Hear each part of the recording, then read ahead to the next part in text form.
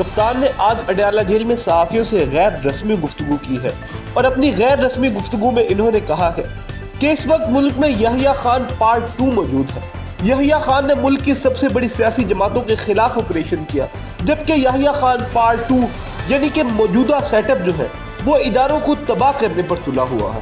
Police اور ماتحت عدلیہ سے لوگوں کو اعتماد اٹھ چکا ہے اور عمران خان نے مزید الزام لگاتے ہوئے کہا کہ گزشتہ دنوں جج 3 گھنٹے ہدایت لے کر بشریٰ بی بی کے خلاف فیصلہ لکھتا ہے۔ اسی کے علاوہ انہوں نے مولانا فضل الرحمان پر گفتگو کرتے ہوئے کہا کہ مولانا فضل الرحمان کا فوج اور عدلیہ سمیت کسی بھی ادارے کو عہدے پر توسیع نہ دینے کا بیان خوش شائند اور شکر گزار بیان ہے، اور وہ مولانا فضل الرحمان پہ کیس پر شکر گزار ہے کہ وہ کسی بھی قسم کی توسیع کو نہیں مانتے۔ نواز شریف نے پہلے ڈنڈوں سے پارلیمنٹ پر حملہ کیا، اب وہ ججوں کو توسیع دے کر حملہ آور ہونا جا رہے ہیں۔ قاضی فائز عیسیٰ کے بارے میں گفتگو کرتے ہوئے انہوں نے کہا کہ یہ انسانی حقوق کی خلاف ورزیوں اور انتخابی دھاندلیوں کا تحفظ دے رہے ہیں، اسی لیے انعام کے طور پر قاضی فائز عیسیٰ کو توسیع دینے کی بات کی جا رہی ہے۔ آپ جب عدلیہ پر ہیوی ہوں گے تو ملک جو ہے وہ تباہی کی طرف جائے گا۔ بانی پی ٹی آئی نے علی امین گنڈا پور کو اسٹیبلشمنٹ کے لوگوں نے غائب کیا ہے، اور وہ کہاں غائب تھے سب کو پتا چل چکا ہے۔ اس ملک میں کون کس کو اٹھا رہا ہے، کون سا جنگل کا قانون ہے، سب لوگ جانتے ہیں۔ علی امین گنڈا پور ان تمام لوگوں کی لاج رکھ رہے ہیں اور بول نہیں رہے۔ ہم واحد وفاقی پارٹی ہیں اور ملک کو اکٹھا رکھنا چاہتے ہیں۔ انہوں نے کہا کہ شہباز شریف کو وزیر اعظم کہنے کا کوئی فائدہ نہیں، وہ ہر چیز کے لیے این او سی لیتے ہیں اور کیا پتا کل وہ بھی کہیں نہ کہیں غائب ہو جائے۔ اسی معاملے میں ڈکی میں بند ہو کر جانے کا سوال بھی ہوا، جس پر عمران خان نے ایک ہلکی سی مسکراہٹ دی اور جواب کو پاز کر دیا۔ عمران خان نے کہا کہ 1.5 سال سے توشہ خانہ کا سپریم کورٹ میں کیس سماعت کے لیے مقرر ہی نہیں ہو رہا۔ 3 مرتبہ جلد سماعت کی درخواست دے چکے ہیں مگر اس کے باوجود سماعت نہیں ہوئی۔ سپریم کورٹ اگر توشہ خانہ کیس کو سن لے تو باقی توشہ خانہ کے سارے کیسز ختم ہو جائیں گے۔ حالانکہ الیکشن کمیشن کے کیسز کو ایک دم سے سماعت کے لیے مقرر کر لیا جاتا ہے، لیکن جب ہم لوگ آتے ہیں تو ہمارے کیسز کو سماعت کے لیے مقرر نہیں کیا جاتا۔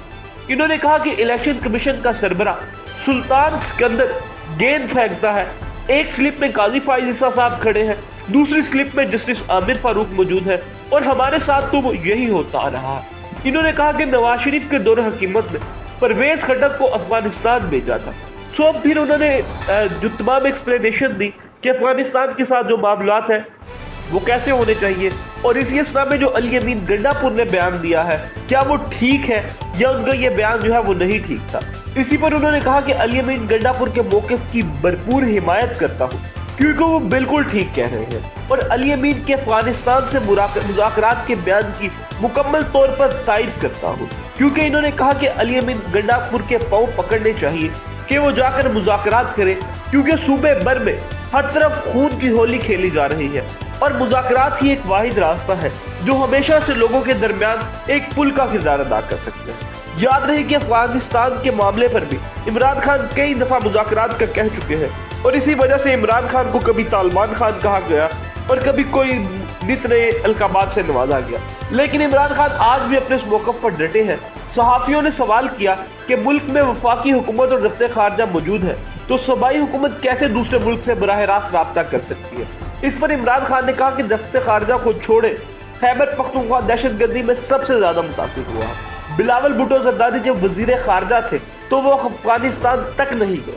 خیبر پختونخوا میں پولیس کے کتنے لوگ شہید ہو چکے ہیں اور پولیس اہلکار بغاوت پر اترے ہوئے ہیں، ہر جگہ پولیس احتجاج کر رہی ہے۔ انہوں نے کہا کہ 24 سال سے دہشت گردی کے خلاف جنگ لڑ رہے ہیں۔ ملک میں دہشت گردی کا حالیہ جو لہر ہے یہ انتہائی پریشان کن ہے، اور سب سے پہلی جو ترجیح ہونی چاہیے اس لہر کو ختم کرنا ہے۔